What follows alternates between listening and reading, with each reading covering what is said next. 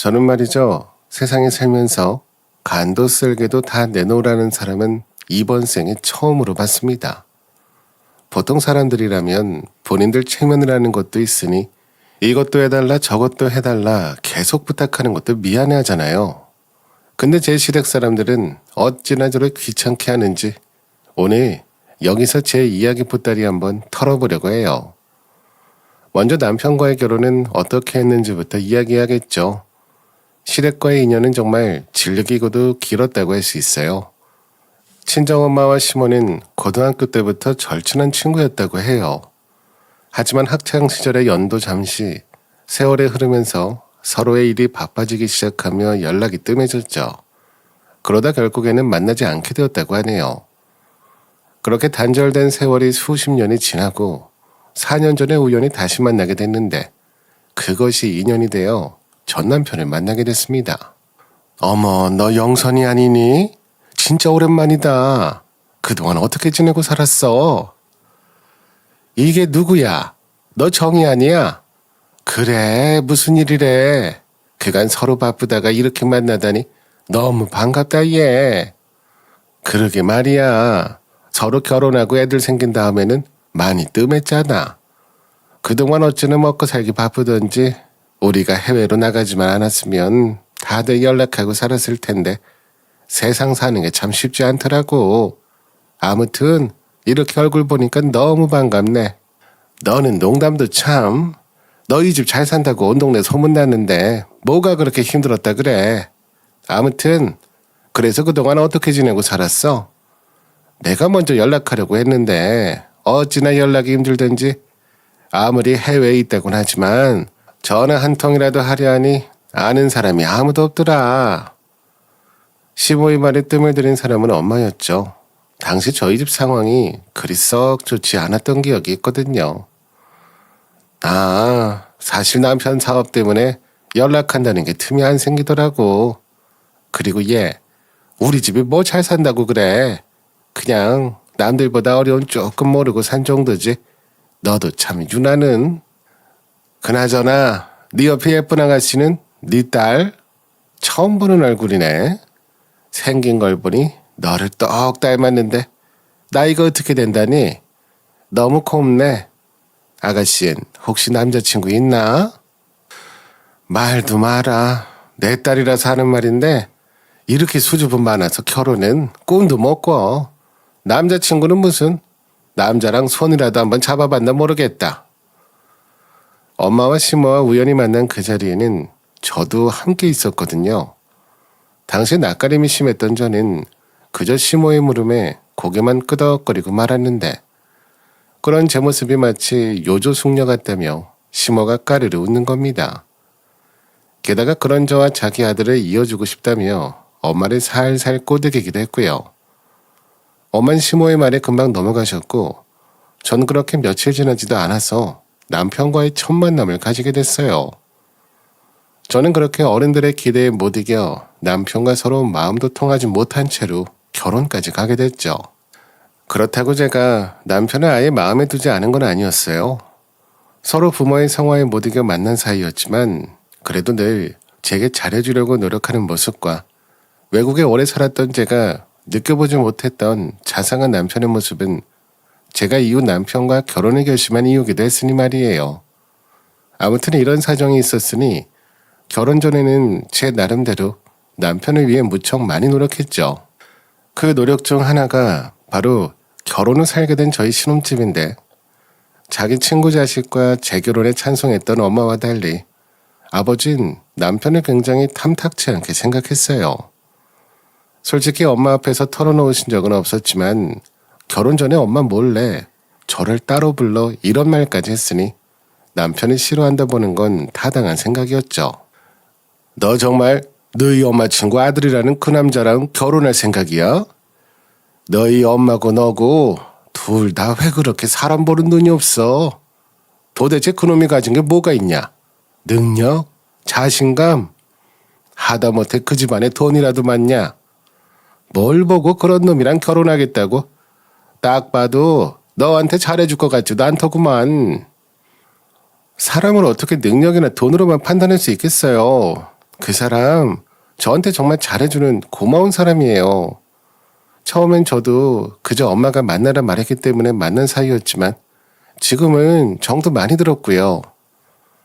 정은 무슨 정? 정이 살면서 무슨 도움되는 줄 알아? 제발 정신 차려. 그놈이 도대체 뭐가 좋다고 대체 이 난리야. 그래도 그 사람이랑 저 1년 이상 만나온 사이예요. 그동안 정말 많은 일이 있었고요. 아빠 눈에 안 차는 사람이란 거 알아요. 하지만 사람이 모두 제자리 걸음만 하는 거 아니잖아요. 한 번만 좀 믿어주세요. 너랑 엄마는 모르겠지만 이 아빠 눈엔 도저히 그 집 사람들이 좋은 사람들처럼 보이지 않는단 말이야. 에휴, 일단 네 의견은 잘 알겠다. 남들 보는 눈도 있으니 일단 너희 집 문제는 너무 걱정하지 말고 내가 그놈 좋아서 주는 거 아니니까 착각하지 말라 하고. 고마워요, 아빠. 저 진짜 잘 살아볼게요. 아빠 실망시키지 않을게요. 저는 아버지가 결혼을 반대한다는 것을 남편에게 알리기 싫었기에 이런 문제들이 있었다는 사실을 한 번도 남편 앞에서는 입에 담은 적이 없었죠. 하여튼 이렇게 결혼이 무사히 잘 마무리되는가 싶었지만 역시 사람에게 나오는 태도는 숨길 수 없었던 걸까요? 남편과의 결혼 당시 남편은 이런 제 친정아버지의 냉대를 느꼈던 것 같았죠. 그게 아니라면 아버지를 만나는 자리에서 항상 얼어있는 듯한 느낌을 받지 않았을 테니까 말이에요. 이런 상황이었지만 어쨌든 결혼을 무사히 마쳤다는 안도감도 잠시, 작은 사건들은 어른들에게 덕담을 듣는 자리에서 생기고 말았습니다. 결국 마음에 차지 않은 사위를 본 아버지는 한마디 남기고 말았거든요. 자네가 이렇게 살게 된 그 집을 보면서 항상 자기가 얼만큼 더 노력해야 되는지를 깨달으면서 살게. 내 딸 눈에서 눈물이라도 나는 날에는 내 자네를 가만두지 않을 테니 그렇게 알아. 뼈 있는 아버지의 말에 남편은 신혼 첫날 어찌나 시무룩해 있었는지 모릅니다. 전 그런 남편에게 힘을 북돋아주기 위해 무척이나 노력을 했죠. 여보, 아빠도 특별히 당신이 미워서 그런 말 한 건 아닐 거야. 장인어른은 항상 날 볼 때마다 눈빛이 달라지는 거 알아? 마지막에 그 덕담은 결국 내가 모자란 놈이란 말이잖아. 정말 내가 당신과 결혼하는 게 이렇게까지 자존심 상할 일이야? 왜 그렇게 생각해? 당신이 앞으로 잘 됐으면 하는 마음에서 그런 말씀을 하신 거겠지. 우리 아빠 당신 그렇게까지 싫어하는 사람 아니야. 그러니까 우리가 앞으로 잘하는 모습 많이 보여드리자. 어? 남편의 본인 자존심을 깎아먹은 시간은 정말 길었습니다. 친정아버지의 한마디에 이렇게까지 될 일인가 싶기도 했지만 어쨌든 이제 결혼도 했으니 저는 남편을 잘 달래서 아버지 말대로 잘 살아보자는 생각뿐이었죠. 근데 큰 문제는 다른 곳에서 터지기 시작했어요. 바로 시댁에 있는 신우와의 관계가 중요한 문제였는데 남편의 4살 아래 여동생이 있었던 신우는 30대 중반을 한 나이가 되도록 정말 제대로 된 일을 한 번도 하지 못하더군요. 게다가 남자들 문제로 시댁에서는 말괄량의 취급을 받고 있었지만 그렇다고 시댁 식구들 누구 하나 그런 신우를 싫어한다는 소리는 하지 않았습니다. 이러니 팔은 안으로 굽는다고 시부모와 남편은 사소한 문제 속에서도 항상 신우 편을 들었죠. 하지만 전 늘 신우 이야기를 들으면서 이런 생각을 했어요. 신우와 만난 남자들이 참 힘들었겠다는 그런 생각을 말이죠. 제가 이 정도까지 해줬으면 자기들은 거기에 맞는 급을 준비해와야 되는 거 아니야? 예를 들면 명품 가방이라든지 어쩜 이번에 만난 남자는 눈치도 없는 거 있지. 선물이랍시고 꽃다발 하나 덜렁 들고 나오더라고. 뭐? 이번에 너랑 만난다는 남자가 정말 그랬다고? 괘씸한 놈이네. 감히 남의 귀한 딸 자식 만나면서 제대로 된 선물 하나 준비해올 생각은 안 하고 말이야. 이번에 만난 놈은 한 번도 집에 선물 보낸 적도 없더라. 도대체 그런 놈들은 왜 만나고 다녀? 네가 더 아깝다. 신우는 항상 남자들이 자신에게 잘해줘야 한다는 생각을 달고 다니는 사람이었어요. 전 사람들 사이에는 연인이든 부부든 뭐든 오가는 것이 있어야 한다는 생각이었기에 이런 신우와는 전혀 맞지 않아 그냥 피해 다니자 싶었죠.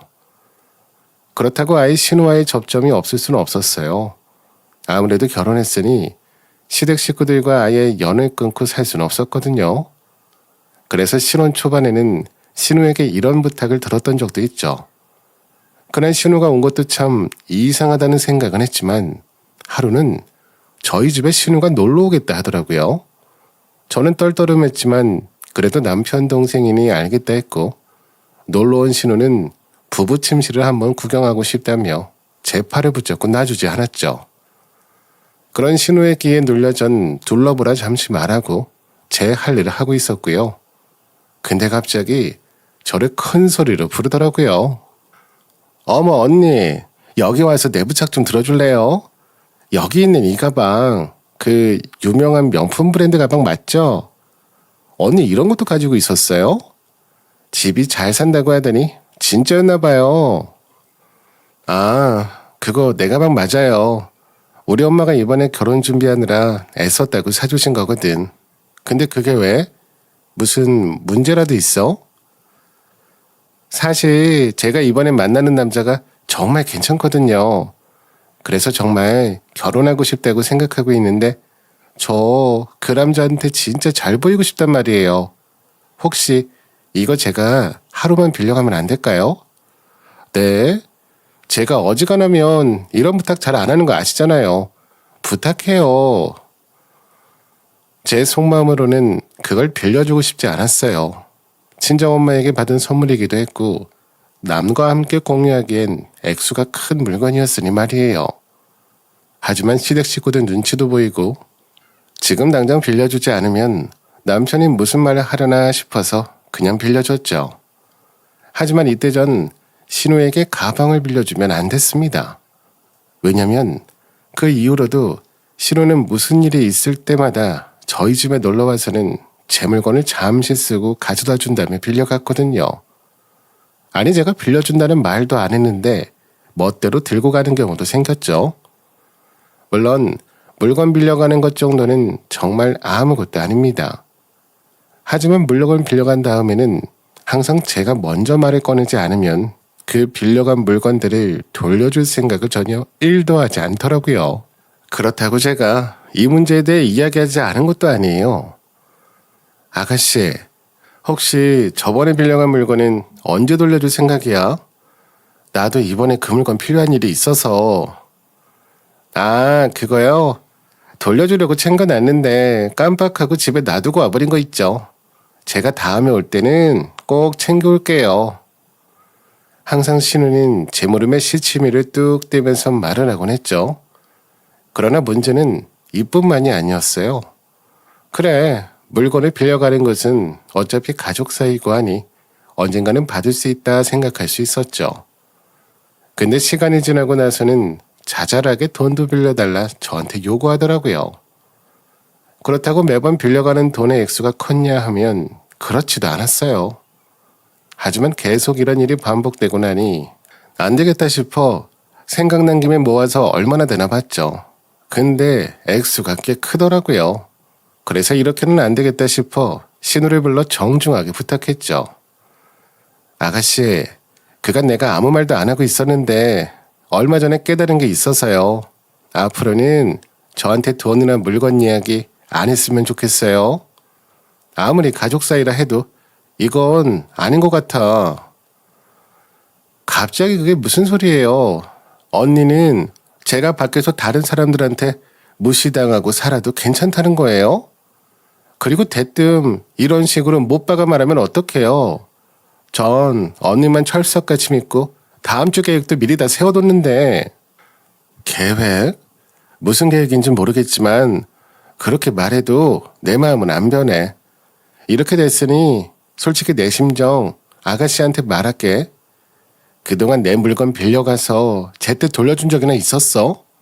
돈은 어떻고 작은 돈이라 해도 그 돈 벌려고 나도 열심히 노력하고 있어. 근데 고맙다는 말도 없이 항상 돈만 가져가고 빌려간 돈도 갚은 적 단 한 번도 없잖아. 그러니 내가 뭘 믿고 아가씨에게 빌려줄 수 있겠어. 이것도 다 신뢰가 필요한 일이야. 어머 언니, 말을 왜 그런 식으로 해요? 누가 보면 아주 제가 달려든 줄 알겠어요. 그리고 가족끼리 자기 물건 좀 나누는 게 뭐가 그리 아깝다고 그러는 거예요. 저보다 잘 살면서 그게 그렇게 아까웠어요? 저 언니 그렇게 안 봤는데 섭섭하네요. 신우는 제 말에 하나하나 반박하면서 적반하장으로 나왔죠. 그렇게 긴 설전이 시작됐고 저는 긴 설전 끝에 원하던 결과를 얻을 수 있었습니다. 이 일은 이렇게 끝나나 싶었죠. 하지만 다음 날이 되어 전 제 생각들이 모두 착각이었음을 알게 됐어요. 아침부터 시모의 연락으로 전 화통에 불이 났으니 말이에요. 예, 너는 애한테 무슨 말을 했길래 애가 밥도 안 먹겠다, 방에서 나오지도 않겠다 저렇게 버티고 있어. 대체 무슨 일이야? 네 신우가 지금 계속 너한테 실망했다는 말만 반복하고 있다. 어린 것한테 도대체 어떤 짓을 한 거야? 신우는 저한테 본보기를 보여주고 싶었던 건지 제 이야기를 들은 그날 집에 가서 자신의 행동으로 제가 이렇게 했다 하며 속상해서 밥이 목구멍에 안 넘어간다고 대성통곡을 했답니다. 거기에 늘 밖으로 나돌았던 신우가 방에 콕 박혀서 나오지도 않는다는 말을 들었고요. 전 정말 너무 어이가 없었지만 그래도 당장에는 참자 싶어 전화로 화를 내는 시모를 달래고 퇴근해서 곧장 시댁으로 달려갔죠. 남편도 시모에게 소식을 들었는지 일을 마치자마자 시댁으로 왔고요. 이때까지는 그래도 제 편이 하나라도 있으니 다행이란 생각을 했었어요. 근데 이게 제 착각일 줄은 꿈에도 몰랐죠. 이제 저 사람 얼굴도 보기 싫다니까. 나랑 가족도 하기 싫다는 사람이랑 무슨 대화를 하고 싶겠어. 언니가 나한테 뭐라고 말한 줄 알아? 자존심 상해서. 언니 입으로 나한테 뭐라고 했는지 엄마랑 오빠 앞에서 한번 전부 다 말해봐요. 지금 얘한테 어떻게 말했길래 애가 이렇게 화가 났어. 그리고 얘가 그동안 얼마나 자신감이 바닥까지 떨어져서 심란해 있었는지 알아? 너 도대체 얘한테 무슨 짓 했길래 얘가 이러냐고. 어머니, 전 솔직히 제가 무슨 잘못해서 여기 있는지 모르겠어요. 아가씨가 항상 제 물건 빌려가곤 돌려주지도 않고 제 돈도 빌려간 다음에 한 번도 갚은 적이 없어서 이제 그런 돈 못 드리겠다 말했을 뿐이에요. 아무리 그래도 너보다 어린애를 끌으면 되겠어? 얘가 이렇게 기가 죽어서 아무것도 하기 싫다고 저런 식으로 하는데 그걸 그냥 가만히 참아주면 될 것을 막내가 네 물건 훔쳐가기나 한대. 그리고 돈은 또 얼마나 빌려갔다고 그래. 어머니, 지금 정말 심각해요. 그간 빌려갔던 돈들 자그마치 500이 넘습니다. 이거 그냥 이렇게 넘길 문제는 아니라고 생각해요, 전. 신우 시모 제 얘기를 얌전히 듣던 남편은 제 손을 잡고 밖으로 나와서 저에게 대뜸 이렇게 말하더라고요. 당신 정말 내 동생한테 그런 말을 했어? 대체 사람이 왜 그렇게 차가워? 동생도 당신한테 빌리고 싶어서 계속 빌리고 다녔겠어? 당장 급하니까 그랬을 거 아니야. 근데 그깟 500만 원에 꼭 사람이 이렇게 자존심 상하게 그렇게 면전에서 말을 했어야 돼? 뭐라고? 그럼 내가 앞으로도 아가씨한테 계속 물건 갖다 바치고 돈도 갖다 바쳐줘야 된다 이거야? 당신 아무리 그래도 나랑 부부 사이야. 그럼 적어도 이런 땐 내 편 좀 들어줘야 되는 거 아니야? 어쩜 그렇게 자기 가족 편에서만 생각할 수 있어? 내가 지금 당신 탓하는 게 아니라 사실이 그렇잖아. 당신이 그 말하고 내 동생 오늘 한 끼도 못 먹었대. 먹고 난 다음에 헛구역질까지 했다더라. 사람이 얼마나 속상했으면 그랬겠어. 그리고 당신보다 한참 어린 사람이야. 아무리 당신이 잘난 집안 사람이었어도 그런 태도는 안 되지. 뭐가 얼마나 어리다고 그래. 그래봤자 겨우 우리보다 4살 아래야. 이미 성인이 되고도 한참 남았을 나이라고. 근데 아직까지 이렇게 제자리 못 잡고 있는 이 상황이 말이나 된다고 생각해? 한참 동안 밖에서 남편과 실랑이를 했고 저는 이날 남편에게 너무 실망했습니다. 결국 남편의 팔도 안으로 굽는 사람이라는 것을 알게 됐으니 말이에요. 전 그렇게 그날 신우에게 미안하다는 말을 남기고 집으로 돌아갈 수밖에 없었죠. 그 뒤로도 물론 저는 신우에게 제 물건을 빌려주거나 돈을 빌려주는 행동은 일절하지 않았어요. 남편과의 작은 골이 생긴 것처럼 행동했고 그러다 하루는 갑작스럽게 맛있는 가게가 있다며 저보고 저녁에 외식하자고 부르더군요. 그리고는 대뜸 저에게 이런 말을 꺼내더라고요. 저번에 왜 내 동생이랑 그렇게 안 좋게 된 거 있잖아. 그거 당신이 먼저 좀 동생 만나서 풀어봐. 최근에 애가 남자 하나 만나고 다니는 거 알지? 그 남자랑 결혼이라도 하고 싶은가? 얼마 전에 인사 왔는데 왜 자기는 이 자리에 없냐고 묻더라. 그런데 그게 왜 지금 그런 이야기 하려고 외식하자고 했어? 난 그 일에 대해서는 할 말 없으니까 당신이 알아서 해결해. 그게 지금 안 되니까 당신 이렇게 불러서 이야기하고 있잖아. 당장 매제될 사람이 왜 당신은 항상 안 보이냐고 물어보는데 그럼 내가 뭐라 말해? 내 동생이랑 사이가 안 좋아 그렇다? 그렇게 말해야 돼? 그러면 내 동생이나 우리 가족들 치면 어떻게 되냐고. 당신 정말 웃긴다. 그리고 당신 동생 결혼할 능력이나 되니? 그동안 모아둔 재산은 있고 그 결혼할 남자란 사람은 그 사실은 알고나 있대. 당신 동생 과거에 만난 남자들과 어떻게 헤어지고 어떤 식으로 만나왔는지 이날 얼마나 화딱지가 났는지 모릅니다. 신우가 예전부터 진지하게 만난다던 사람과 37살이 되던 해에 결혼식을 하겠다고 집에서 난리를 피운 모양이더라고요. 하지만 앞서 말한 것처럼 신우는 제대로 된 일은커녕 직업도 가진 적이 없는 사람이었으니 지금 있는 직장도 시모인맥으로 겨우 들어간 곳이었는데 제대로 일을 못하는지 매일 혼났다고 집에서 투정 부리곤 했죠. 제가 볼 때는 거의 무직이나 다름없는 그런 상황이었어요. 아무튼 그런 사람이 결혼을 준비할 여력이 어디 있겠어요. 그러니 신우의 결혼은 시댁에 큰 비상사태를 불러오는 것과 다름없었죠.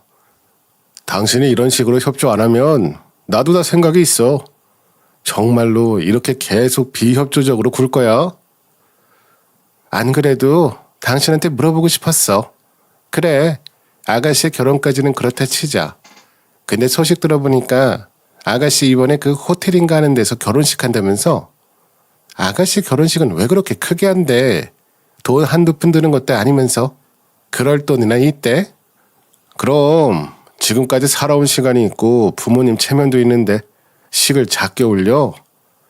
적어도 당신이랑 내가 결혼했던 그때만큼 그 규모는 돼야 되는 거지. 솔직히 말해 무직이나 다름없는 사람이야. 게다가 상대방도 아가씨랑 동갑이라며. 그러면 자기도 형편에 맞게 결혼을 해야지. 뭐 남자 집안이 어디 그렇게 대단하기라도 한데? 아가씨나 당신 집안이나 왜 이렇게 그 남자 잡으려고 안달인데? 됐다. 그냥 내가 알아서 할 테니까 당신도 당신 알아서 그렇게 살아. 내가 정말 대출까지 받기 싫어서 당신한테 손 벌리려고 했던 건데 이제 보니까 아예 내 동생이랑 손 놓겠다는 것 같네. 나도 당신 같은 사람한테 손 안 벌릴 테니까 나 알아서 그냥 5천 대출 받아서 해결할게.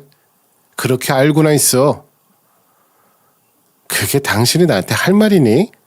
그리고 5천만 원이 누구의 이름이야? 어떻게 그렇게 큰 돈에 덥석 빌려준다는 소리를 해? 그리고 당신 동생 그 돈 갚을 능력이나 있대? 당신이 외국에 오래 살다 와서 한국 문화를 잘 모르나 본데 원래 한국에서는 가족끼리 이렇게 챙겨주고 해. 내 동생이 나보다 4살이나 어리고 부모님이 어렵게 가진 늦둥이기도 하고 그러니 하나밖에 없는 내가 좀 도와줘야지. 안 그래? 왜? 당신이 도와주려고? 어이없는 소리 하지 마. 내가 그걸 왜 도와줘? 그래, 당신 마음대로 해라. 가만히 있었더니 아주 선 넘는 소리를 쉽게 하는 걸 보니 그냥 당해봐야 정신을 차리지. 자기 동생 그렇게 귀여워했으니 어디 한번 그 뒷감당 알아서 짊어지고 살아봐. 남편만으로 이 어이없는 사태가 끝났으면 얼마나 좋을까요? 자기 결혼식도 깼다며 겁도 없이 5천이라는 큰 돈을 대출받는다는 남편의 선언을 들은 것도 잠시. 며칠 지나니 시모까지 집까지 찾아와 난리를 피우더라고요. 너는 네 하나뿐인 신우가 결혼한다는 소식이 그렇게도 싫으냐? 집이 그렇게 잘 살면서 우리 집 식구가 힘들다는데 보태줄 생각은 안 하고 돈 주기 싫으면 이 집이라도 좀 나눠줘 봐라. 이렇게 넓은 집 내 아들이랑 둘만 쓰기엔 크지도 않니? 저희 집을요? 제가 왜 그래야 돼요? 이 집 남편 도움, 시댁 도움 하나 없이 저희 아버지 능력으로 마련한 곳이고요.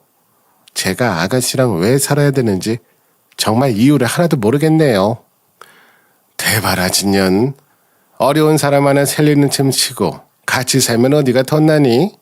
나 때 같았으면 원래 한 집에 세 식구도 함께 살았어. 아니면 지금이라도 네 시부모 모시고 살 테야? 당장이라도 내가 이 집 들어와서 살까? 분명 저랑 그의 결혼할 때 어머님 입으로 말씀하셨어요. 저희 분가는 당연한 일이고 이 집은 당연히 제 아버지 명의로 된 집이니까 본인이 참견하지 않으신다고 말이에요. 그때는 그때고 지금은 지금이지. 지금 상황이 여의치 않잖아. 그런데도 끝까지 이렇게 나오겠다 이거야. 얘가 그래도 결혼하고 열심히 살아보겠다고 최근 서울로 직장도 옮겼는데 걔가 지낼 곳이 마땅치가 않더라고.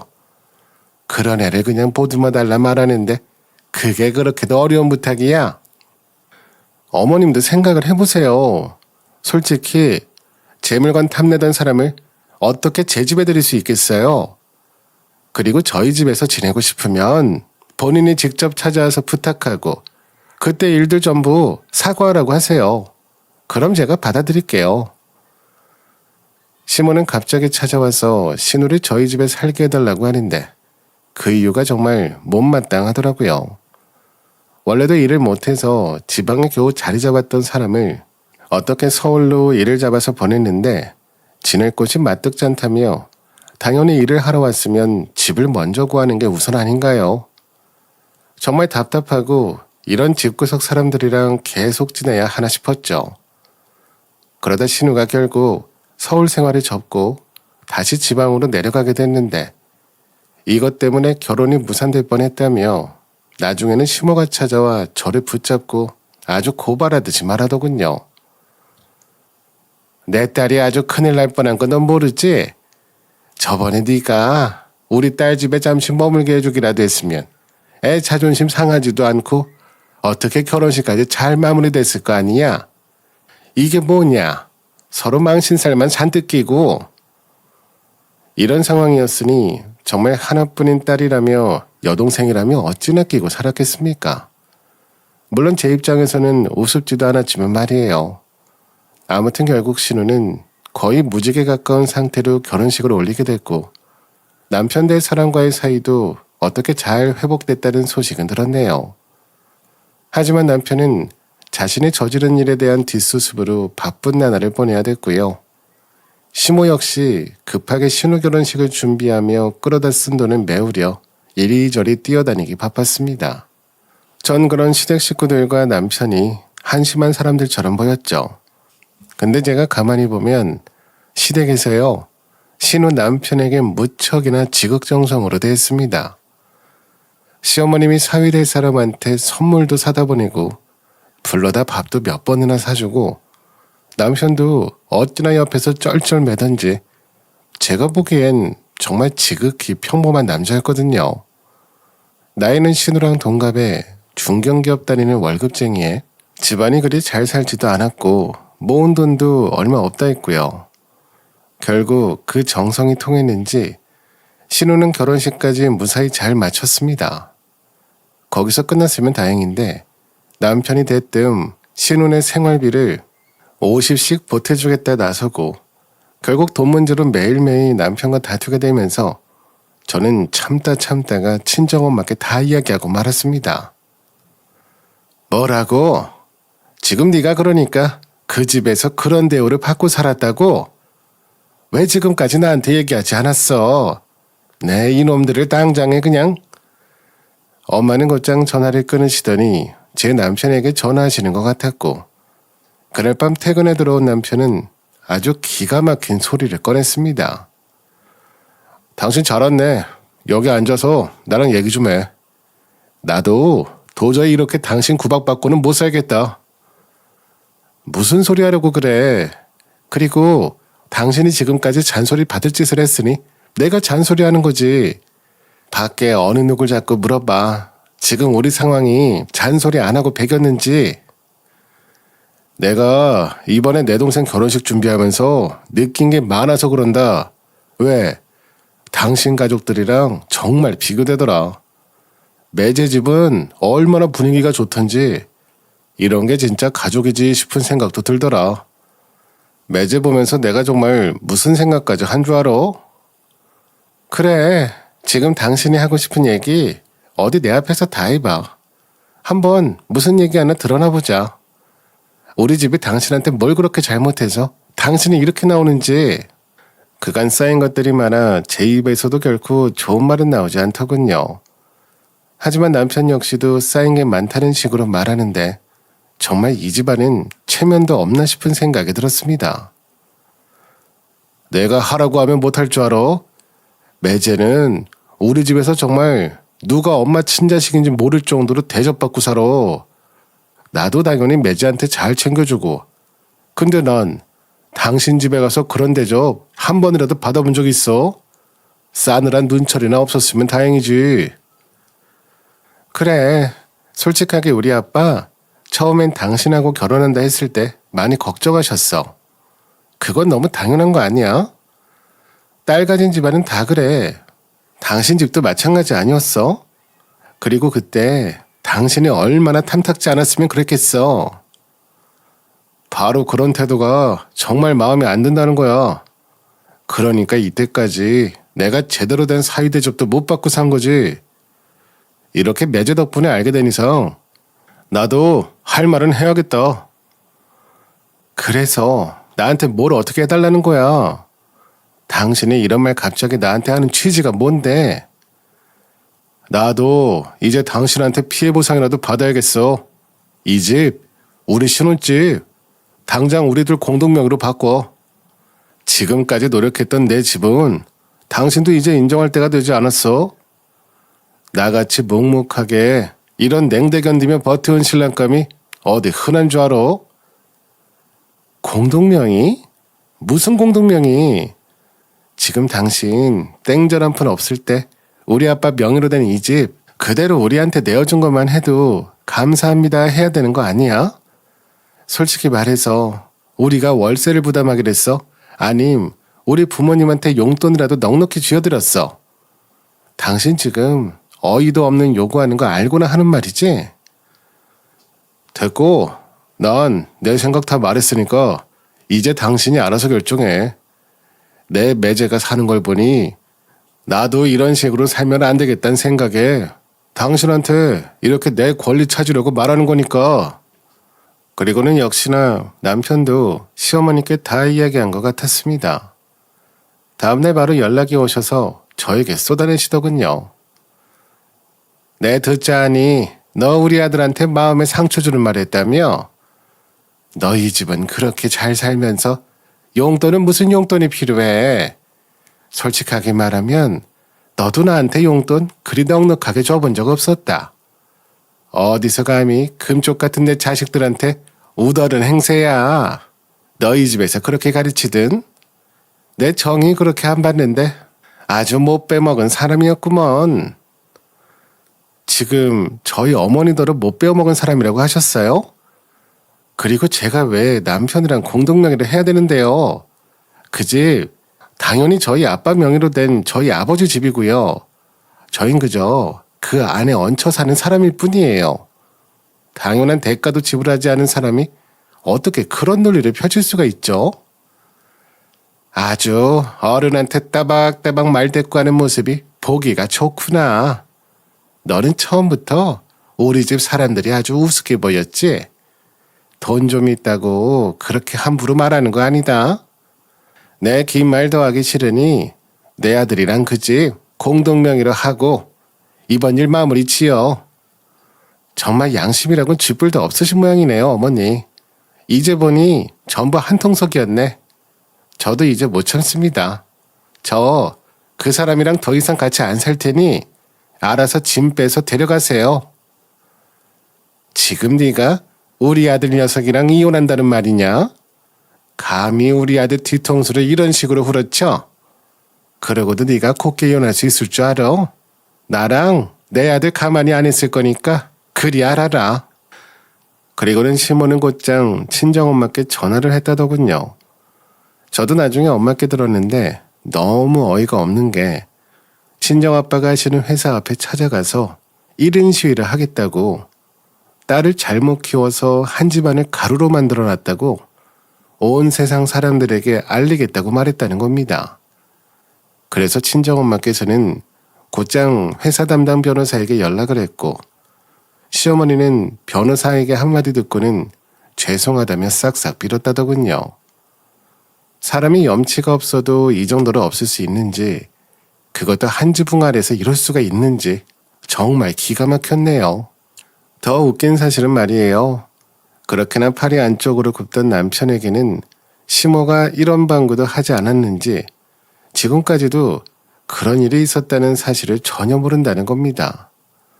그러면서 자기가 지금까지 홀대를 받았다고 하며 집에 공동명의를 요구하고 있고요. 게다가 시모는 자기가 했던 부탁을 입을 싹 닦으면서 저를 아주 못된 사람으로 만들어버린 겁니다. 저는 당연히 이런 사람들과는 더 이상 얼굴 마주보고 살기 싫다는 생각에 남편을 집에서 쫓아내고 이혼 소송을 진행했어요. 이건 당연히 나한테도 지분이 있는 거지. 어떻게 이 집이 당신 아버지 것만이라고 할 수 있어.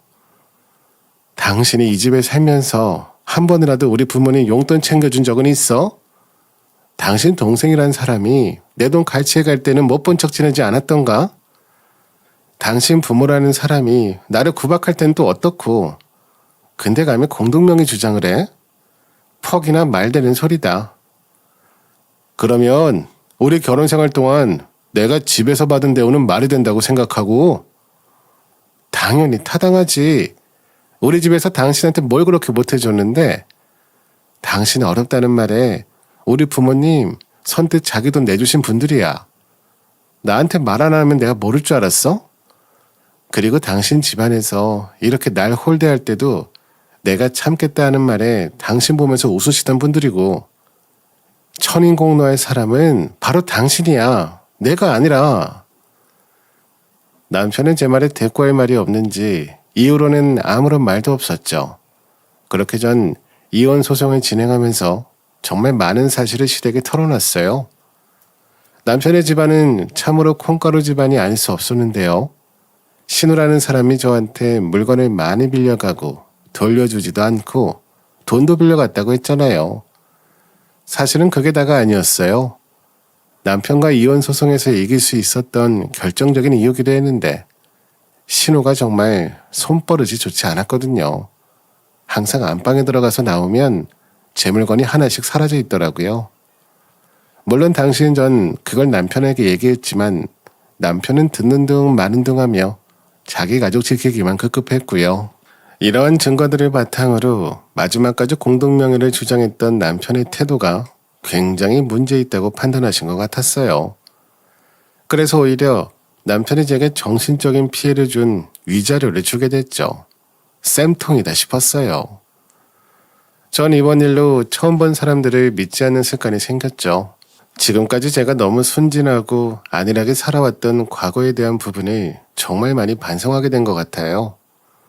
그리고 또 한 번 느낀 것이, 옛말에 돈 관계는 가족과 하지 말라는 말을 절실하게 옳다 생각하게 됐죠.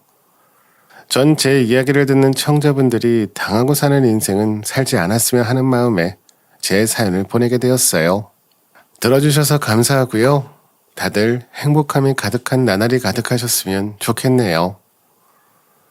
오늘도 저희 채널에 와주셔서 감사드립니다. 더 좋은 이야기로 찾아뵙겠습니다. 지금까지 작은 별 라디오였습니다.